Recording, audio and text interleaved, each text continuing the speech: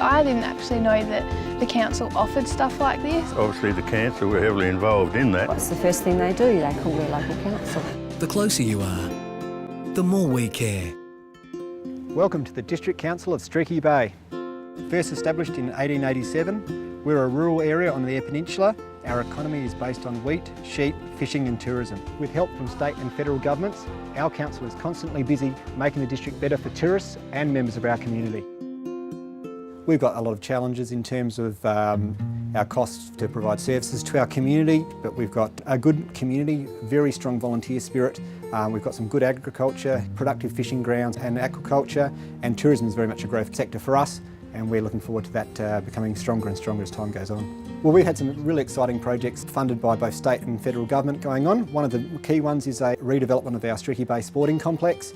That was a $1.7 million grant from the federal government, and what we'll be doing with that is establishing a new club room, a gym and 2 synthetic bowling greens. We were actually very fortunate at the same time to receive some state government funding to construct a new change room facility too. So altogether that's going to be a quality regional facility for this part of the world. In projects like the sports club, volunteers are absolutely essential to make sure that we maximise what we can get for the money we have. Well, I've always lived in Streaky Bay and this has been a goal. You know, I've been involved with golf and football, and yeah, we sort of do a lot of voluntary work for the council and after our grant that we received. It's just another avenue just to keep on going. Hopefully that the younger ones will come through and appreciate what we're about to do. We were recently successful in applying for a grant from the federal government to extend our community health centre.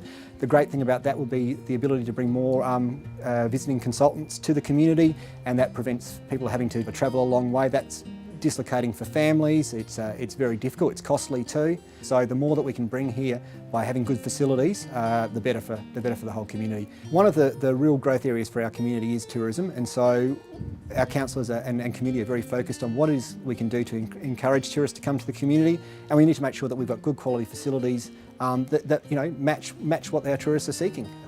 We've got a spectacular coastline. We've got a friendly community. We're actually on the Great Australian Bight, so Streaky Bay is a real experience for those tourists that are looking for a destination that's fresh and new and inviting with lots of things to do and explore. At the end of the day, if people come here, they need to have a picnic table to sit at, a beautiful foreshore area where they can overlook our wonderful jetty and swimming pool. They need to have boardwalks. It's all about long-term planning, and some of these projects that have been happening in the last 2 years are a real step in the right direction for that to happen. I think Streaky Bay's vision has to be about being a sustainable community that makes the most of its pristine natural assets, but has the facilities and the services that will serve both its residents and the visiting public.